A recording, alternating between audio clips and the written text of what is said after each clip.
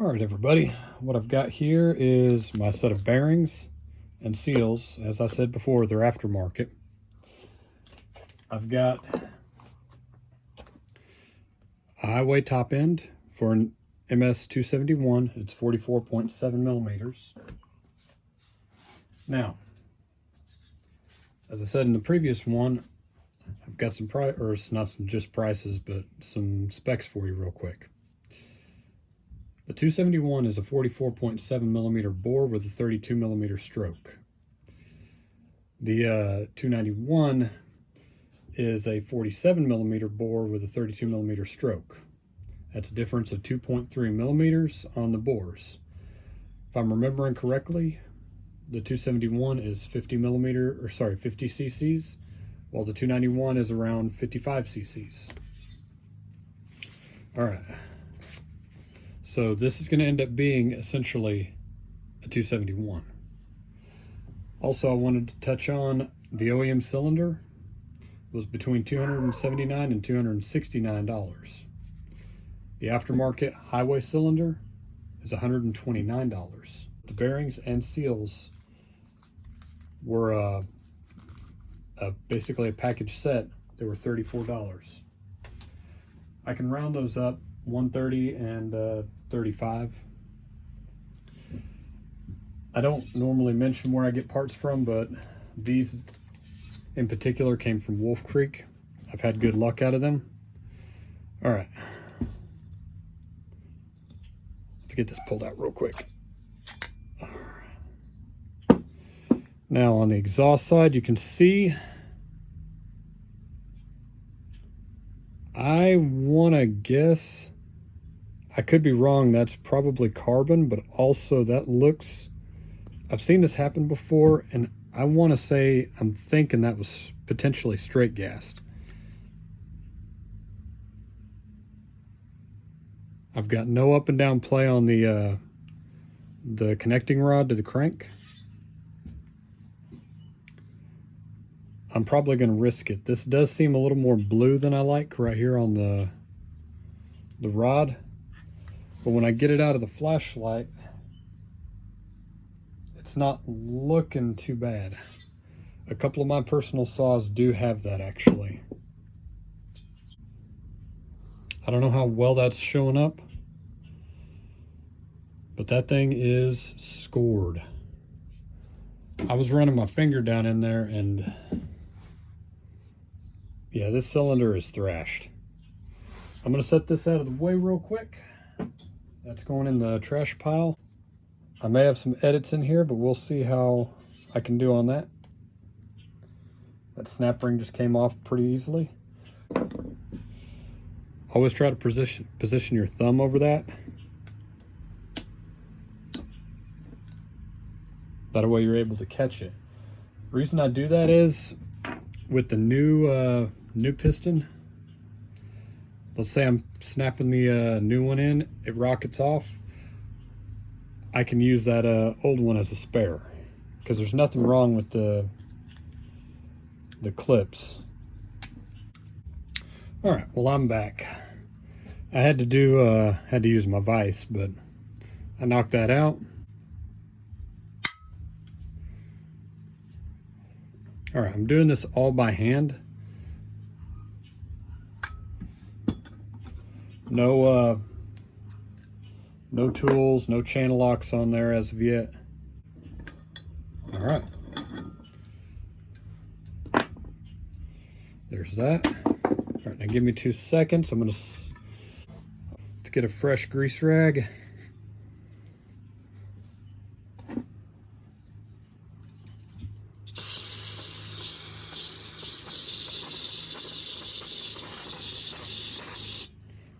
You can hear that is running out. All that nasty black is coming off. Again, the bearings still feel good.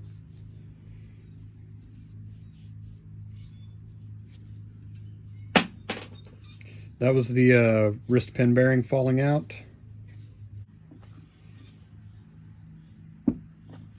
Okay. real quick, something I like to do whenever I'm doing this. That's just a little bit of WD. Now I'm not going to leave that there, but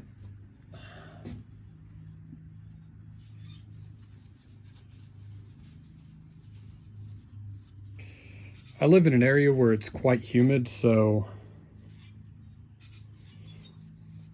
I like to hit it with a little bit of WD because I know I'm not going to get this thing completely and totally done today. So I would rather leave it covered with some WD-40. The cylinder is going to have 2-stroke oil in it. All right, I like to go with the races facing out.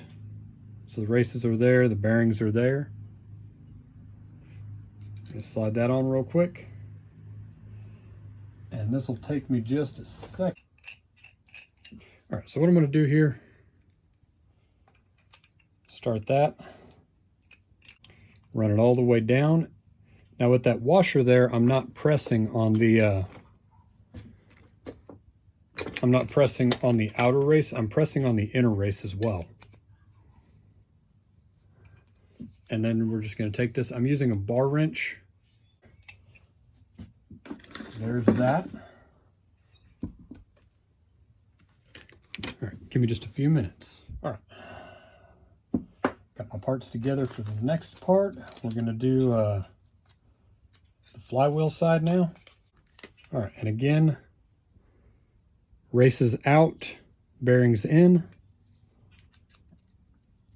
Start that on there. Get my flat washer ready. My piece of pipe. Then I'm going to use my small puller.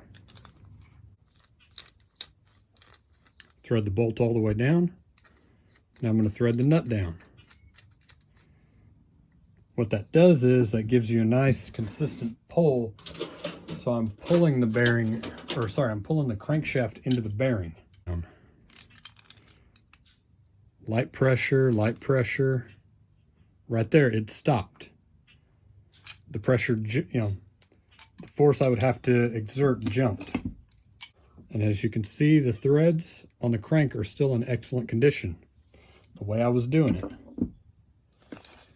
All right, so let's get rid of the trash real quick.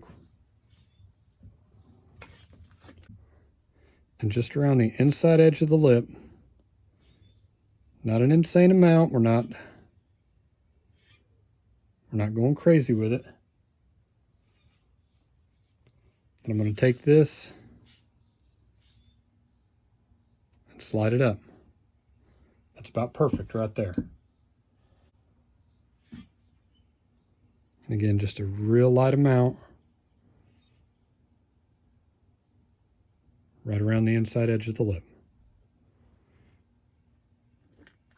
If I keep going crazy on it, I'm trying to actually look at the camera and make sure I'm showing you what I'm doing.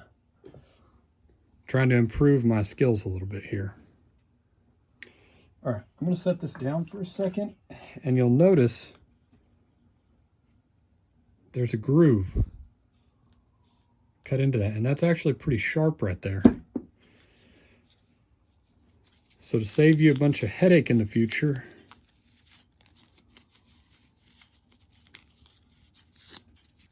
this is a piece of a monster can. Take and roll it up. Gently slide it into your seal. You don't want to do it too crazy. There we go. I've got it started back. Flared the bottom. Slide it up on there, and I'm pushing the can up as I do this. Now I'm going to slide the seal over. She comes out. This little C-clip,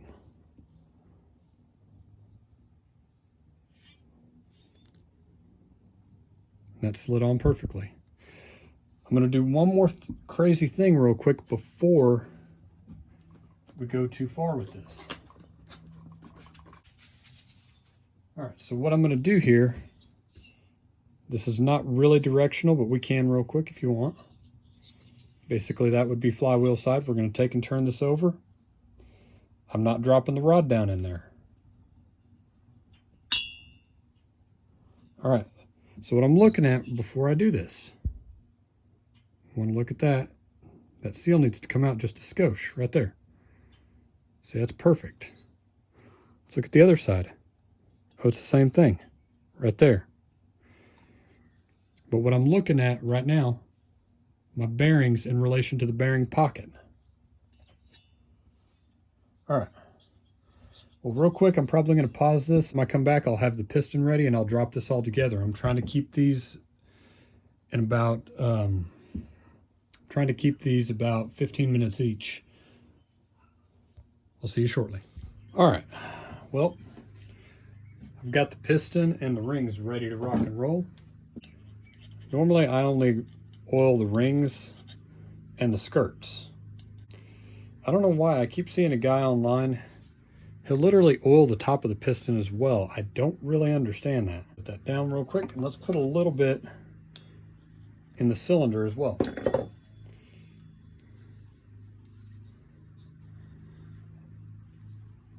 All right, exhaust port. Try to keep this in frame for you as best I can. Now, the arrow always faces forward. So the arrow is going to be facing toward the exhaust port. Make sure your ring gaps are lined up with your positioning pins. All right.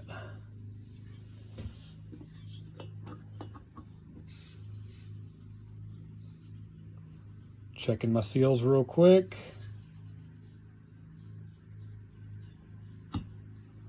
There it is, right there.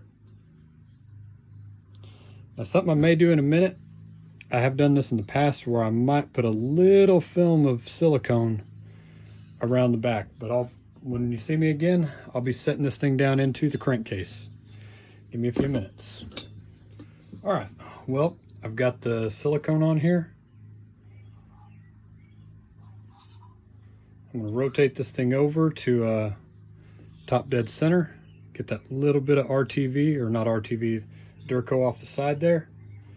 All right, I'm holding the bottom of the crankshaft, and I'm gonna try and swing this thing in there real quick.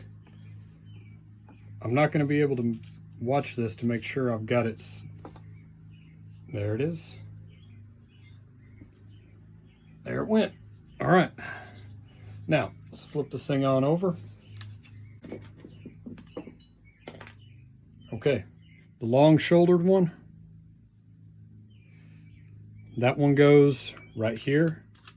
Basically the back flywheel side, it goes in there. And all three of the others go in the other holes. I don't know if you can tell on camera, the back flywheel side has a taller hole right there, the taller shoulder. All three of the others are short bolts. They go in there. Tight. Tight.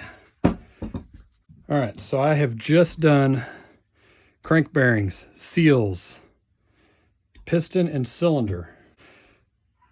Probably tomorrow I'm going to do another video, and I'm going to do, I'm pretty much going to try and reassemble everything except maybe the carb and get this thing basically to 100%. I'm going to cover this and work on it a little bit more tomorrow, but all right, so I just traded out cylinder, crank bearings, piston, and wrist pin bearing basically for $165 versus the $269 for just the piston and cylinder. And I don't even think that included a wrist pin bearing. The reason I'm making that distinction is I'm going to ask probably $300 for this saw. I've had good luck out of highway cylinders and pistons whenever I've put them in like Husqvarnas and stuff like that. And I've put them in maybe a couple of steels. I think I've got an 044 that I built on this. I've got that in a playlist as well. All right, but yeah, tomorrow I'll do muffler, handle, oil pump, and all the rest. Take it easy. Bye.